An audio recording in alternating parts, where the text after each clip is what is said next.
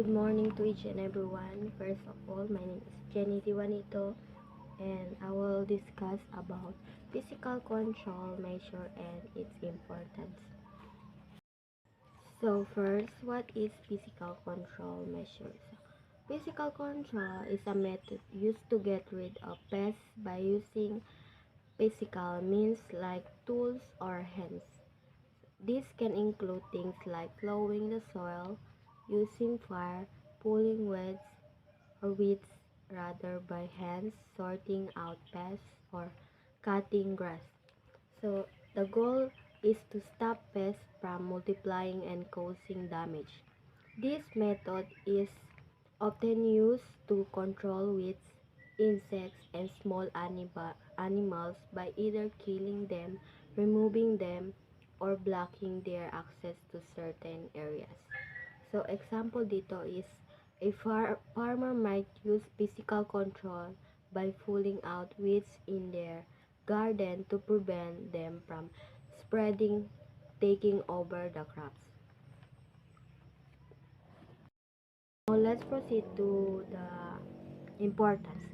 So first is this physical method is help to reduce chemical use.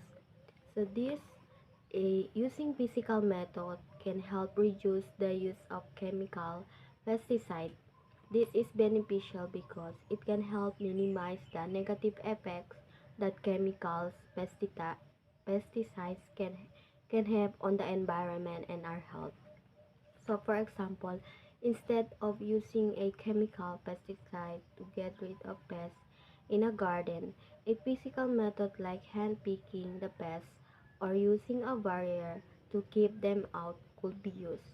This way, we are not introducing harmful chemicals into the environment.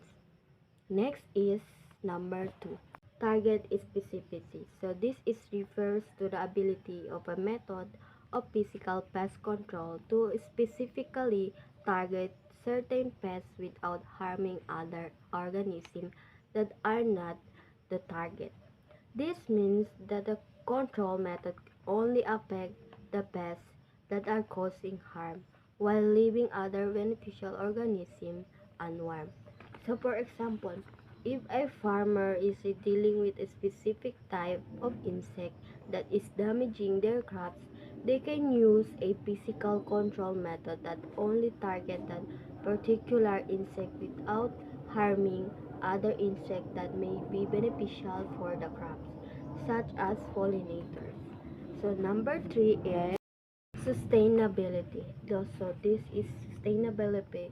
Sustainability is to maintain the level of the crops. So how sustainability can be connected to managing pests in a way that is good for the environment means finding ways to control pests that don't harm the ecosystem or the environment.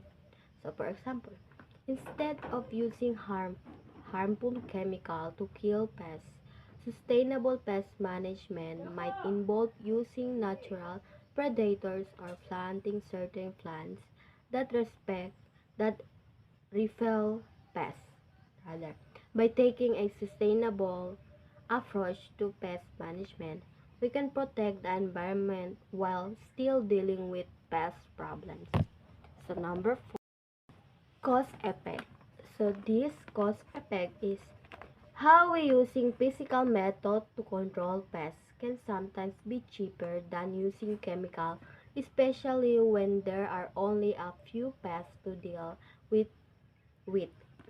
Physical methods like traps or barriers can be a more cost-effective option in the long run because they don't require buying expensive chemical over and other again.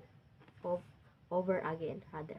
For example, setting up a barrier to keep pests out of a garden might cost less in the long term than constantly buying and applying chemical spray.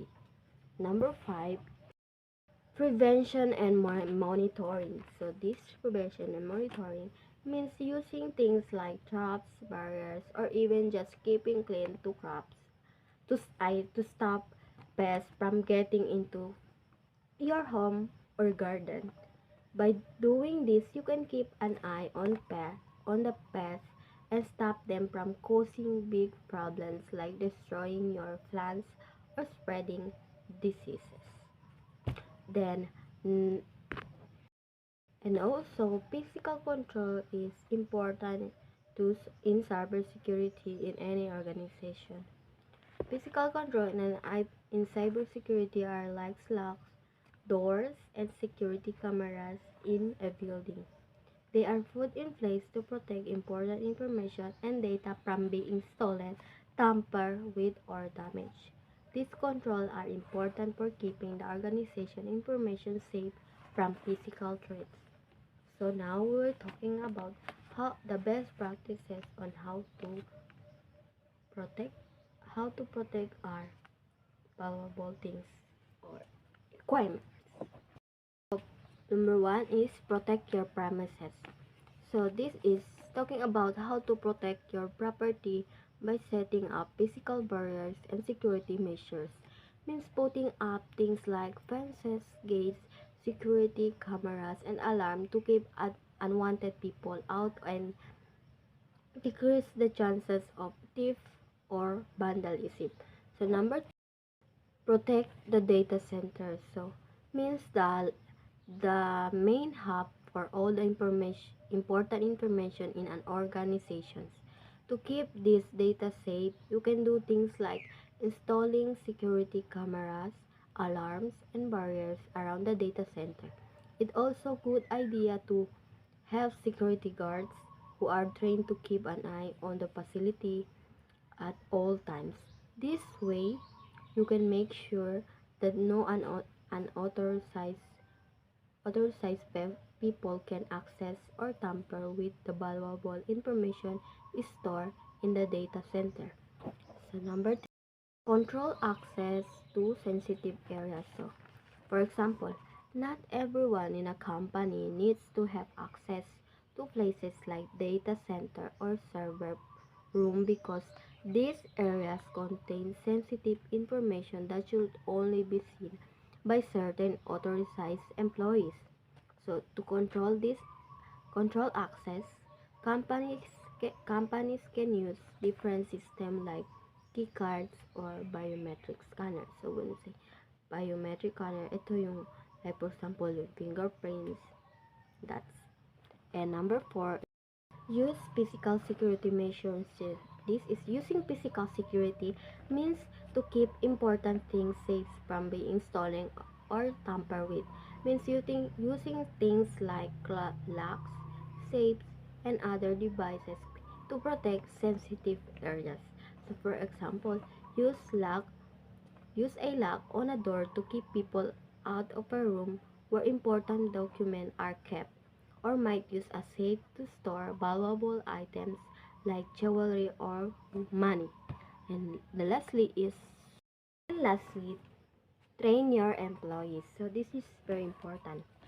Teaching your employees about physical security measures and how to use them, like making sure they know how to handle important and documents and equipment safely and what to do if they can see something suspicious. So that's all, class. Thank you. And my partner, which is Alrin Kamsa, he will discuss about the advantage and disadvantage of physical control measures. Thank you.